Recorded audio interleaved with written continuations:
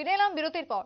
জাতীয় সড়কে 3 গাড়ির মুখোমুখি সংঘর্ষ, দুর্ঘটনা সংঘটিত এমনটাই খবর উঠে আসছে তেলিয়ামুড়া থেকে। তবে মালবাহী গাড়ি, যাত্রীবাহী গাড়ি এবং কন্টেনার গাড়ির মধ্যে সংঘর্ষের কারণে চাঞ্চল্যকর পরিস্থিতি। ঘটনা তেলিয়ামুড়া মহকুমার অন্তর্গত বড়মুড়া ইকো পার্ক সংলগ্ন এলাকায়।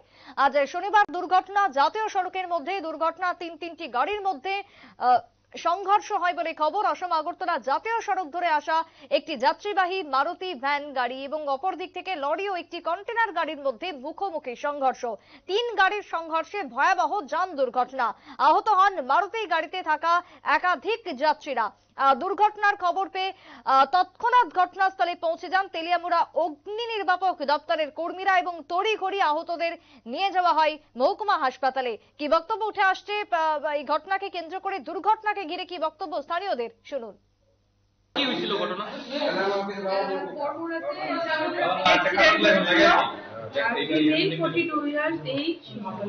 সামান্য হেড ইঞ্জুরি আছে আর কি, স্মল কাট ইঞ্জুরি, ভমিটিং হচ্ছে, লস অফ কন্ট্রোল আছে। আমাদের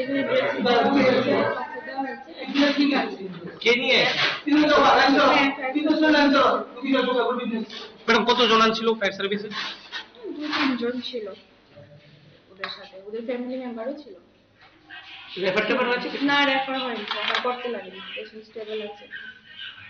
ঠিক আছে।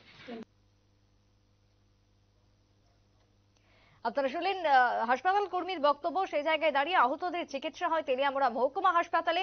জাতীয় সড়কে 3টি গাড়ির মুখোমুখি সংঘর্ষে ভয়াবহ যান দুর্ঘটনা। তেলিয়ামুড়া মহকুমার অন্তর্গত বড়মুড়া ইকো পার্ক সংলগ্ন এলাকায় শনিবার দুর্ঘটনায় ব্যাপক চাঞ্চল্য। মারুতি গাড়িতে থাকা যাত্রীরা প্রত্যেকেই আহত হয়েছেন। হাসপাতালে তাদের নিয়ে যাওয়া হয় মহকুমা হাসপাতালে চিকিৎসাধীন। তবে অত্যধিক গতি থাকছে, অত্যধিক গতির কারণেই একাধিক দুর্ঘটনা রাজ্যে সংঘটিত হচ্ছে। তার মধ্যে রাস্তা সরু, সেই জায়গায় বাঁক গিয়ে দ্রুত গতির কারণে দুর্ঘটনা সংঘটিত হচ্ছে প্রত্যেকটা ক্ষেত্রে, এমনটাই অভিযোগ উঠে আসছে স্থানীয় সূত্রে। তবে এই ঘটনার তদন্ত চলছে।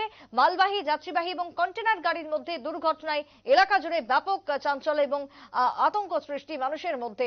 দুর্ঘটনা যেভাবে বেড়েই চলেছে তাতে এখনই হ্রাস টানা দরকার, না হলে আগামী দিনে আরো বিপদ ঘনিয়ে আসবে বলেই মত উঠে আসছে এলাকাবাসীর পক্ষ থেকে। ঘটনায় ঘিরে সংশ্লিষ্ট এলাকা জুড়ে ব্যাপক চাঞ্চল্যকর পরিস্থিতি কায়েম হয়েছে। এখনকার মতো সংবাদ এখানেই শেষ করছি। পরবর্তী নিউজ আপডেট দেখার জন্য চোখ রাখবেন শুধুমাত্র নিউজ ভ্যানগাড়ির পর্দায়। নমস্কার।